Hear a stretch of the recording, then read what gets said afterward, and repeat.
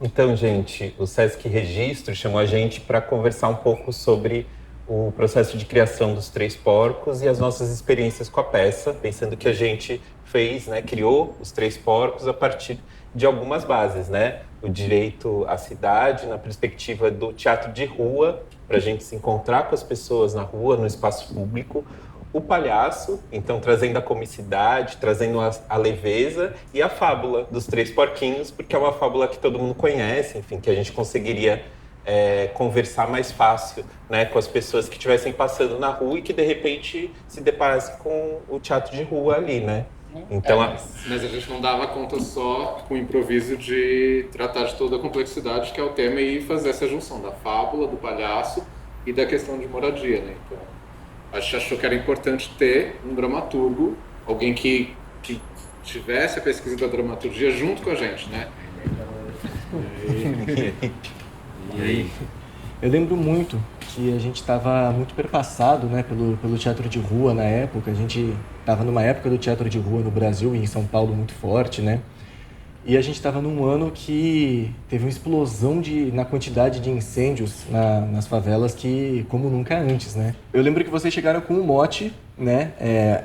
Pegar o conto dos Três Porquinhos, adaptar para adulto, teatro de rua e palhaço, né? Só isso. Só.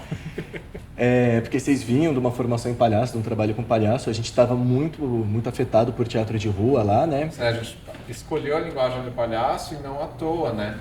Ele tem uma intersecção na cidade, na sociedade que é muito forte, né? Primeiro que ele deixa você chegar ali e existe uma simpatia, uma empatia com essa figura. Então, quando o palhaço se choca com uma reação do outro que é opressora, a gente que está assistindo consegue se chocar com aquilo de novo. E talvez a gente já não se chocasse mais com aquilo, porque aquilo lá já está tão naturalizado pra gente que a gente não repara mais, né?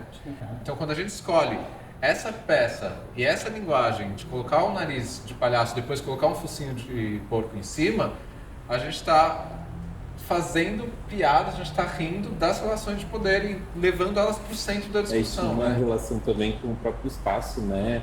A gente tentar entender como seriam os objetos cênicos, então aí que surgiu as carroças, surgiu as portas, né? E a ideia dos Três Porquinhos é um conto que é muito aquela ideia meritocrática, né? O que trabalha mais. Enquanto os outros estavam festejando, cantando, o que estava se abnegando, deixando de se divertir, trabalhando, construiu a melhor casa. E, ainda mais se aproximando das questões de moradia, a gente vai entendendo que quem sabe se aproveitar melhor da força de trabalho dos outros é quem enriquece. E aí, subverter isso. O porco que tem a melhor casa não é porque ele é mais trabalhador, pelo contrário, ele é mais malandro. A nossa questão principal no espetáculo é o direito à moradia, né? Um dos direitos básicos dos cidadãos e cidadãs. E a gente resvala em outros aspectos de direitos que são transformados em mercadoria. Porque a Declaração Universal dos Direitos Humanos, ela assegura o direito à propriedade, mas ela também assegura o direito à moradia. E quando esses dois direitos conflituam, direito à moradia é isso, a gente acha que as pessoas precisavam ter teto. Poxa vida, mas o lucro não deixa, e aí? São duas coisas que a gente coloca, a gente tentou entender ali como a gente estava fazendo. E isso também foi se modificando, né, com as nossas experiências, então até a própria dramaturgia, né? E a gente fez a escolha dos porcos justamente para ajudar nisso, né? De ser os Três Porquinhos da fábula, porque também quem passasse na rua e visse a gente com focinho, orelha e rabo de porco, vai falar, os Três Porquinhos eu conheço, agora qual casa que já caiu, né? Eles conhecem essa coisa meio bufônica deles arrancarem partes e se devorarem. É uma coisa justamente da sociedade devorando a si mesmo, do porco ser o lobo do próprio porco. Então, a devora metafórica ela fica literal. Eles estão realmente comendo partes uns dos outros, enquanto eles insistem nas estruturas que geram desigualdade social. Tem o leilão, por exemplo, que é o leitão. O Caio arrancou um pedaço de carne de dentro dele, que é um saco de baconzitos. Vamos vender isso para o público. Então a gente está chamando o público para dentro da peça. Olha esse pedaço! Nobre orgânico! Sem gordura trans! Aí no nosso leitão vai ser assim: o primeiro doce é 5 centavos. 5 centavos, quem dá mais? Estragando aquilo que a gente entende como uma coisa é pra ser, mas é o conto infantil. Mas cadê o lobo? Não, no nosso não tem lobo. E aí a gente pode abrir, então o mundo pode ser diferente do que a gente vê. Então a gente pode discutir a questão da habitação, a questão da moradia como algo prioritário ou mesmo isso, enxergar o mundo com outras lentes incendiárias e explosivas, como a gente faz literalmente na peça. Até se houver um acidente agora na sua casa. O quê? Um acidente. Acho que aí tá a potência do teatro de rua. Ela vê as situações da vida dela em cena e aí a gente, com um trabalho ficcional, consegue propor outros finais. E a gente vai, apresenta junto, vê como que a peça interage com aquele espaço e aí a gente transforma ela. Então, como que a gente vai chegar numa ocupação e explicar para eles o direito à moradia? Não vai. A gente vai deixar aquele espaço escrever a peça.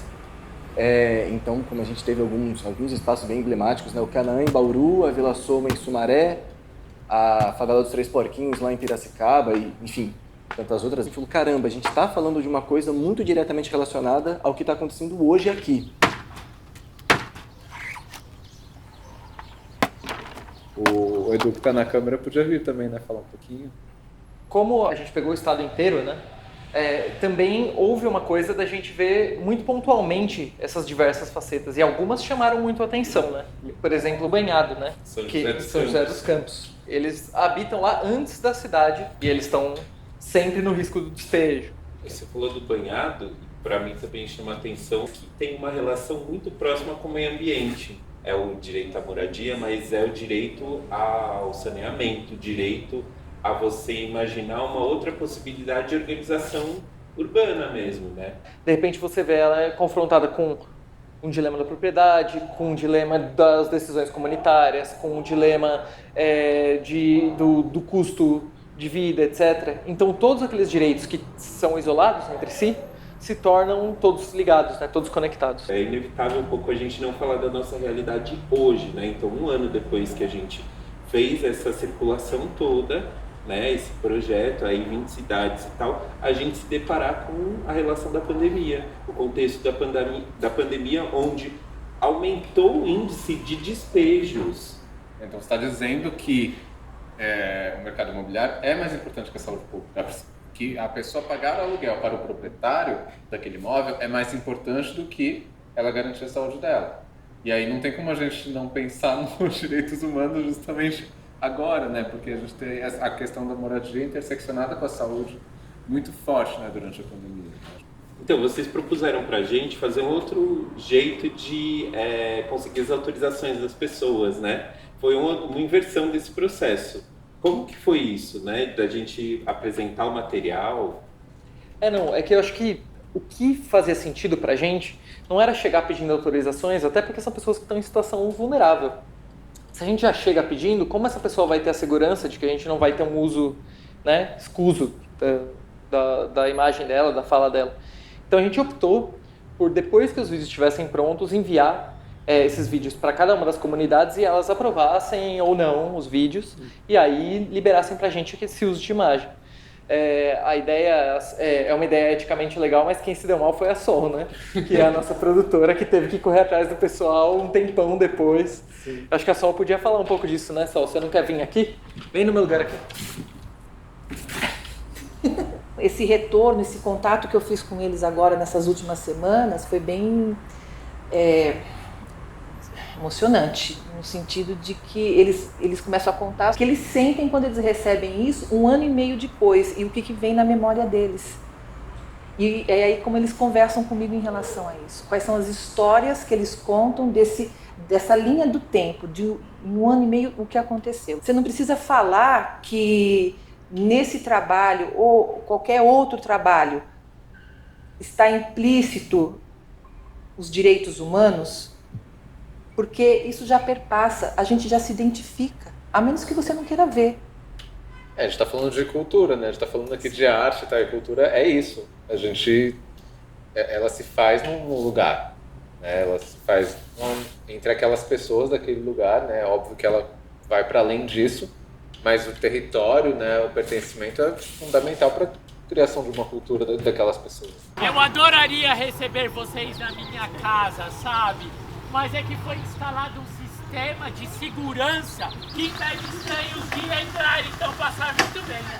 Você é estranho, eu sou estranho e ele é estranho. Logo, nós somos uma família. Nossa, relembrar tudo isso, você revive isso também. Acho que você dá outro significado, inclusive para a linguagem. O teatro passa a ser outra coisa. Então a gente não pode jamais esquecer que estamos num ano atípico, e isso atinge a gente, mas atinge muito mais os mais vulneráveis. E as pessoas que estão em ocupações são as pessoas mais vulneráveis. Enfim, foi louco, foi muito louco. Obrigado, viu, Sol? Vamos ver o que o Renan vai falar agora. E aí, Renan?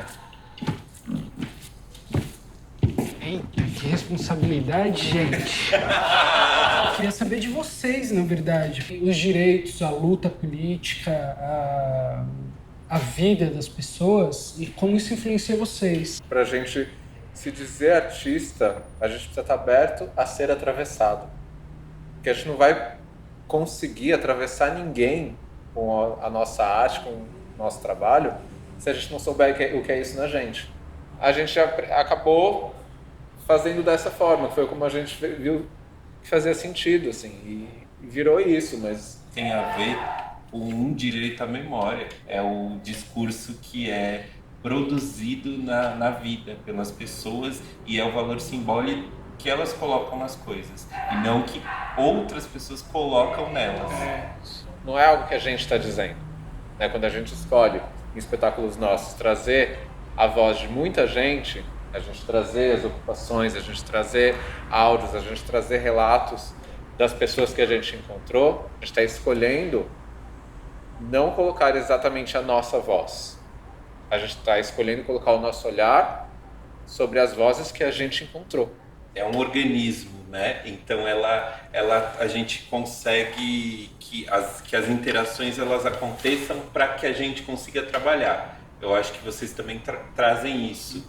E aí quando a gente se junta tem a ver com isso, né? Tem a ver também com o modo que a Sol trabalha, tem a ver com o modo que o Renato trabalha, que a Rafa trabalha. Então são várias pessoas entendendo um modo de existência coletiva.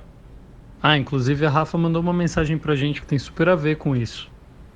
Eu acredito que, de certa forma, é algo natural para a peça se inserir nesse contexto. E a gente se vê como artista podendo ter um papel nessas lutas por justiça, por direitos, e se colocando no lugar dessa arte crítica, muitas vezes militante.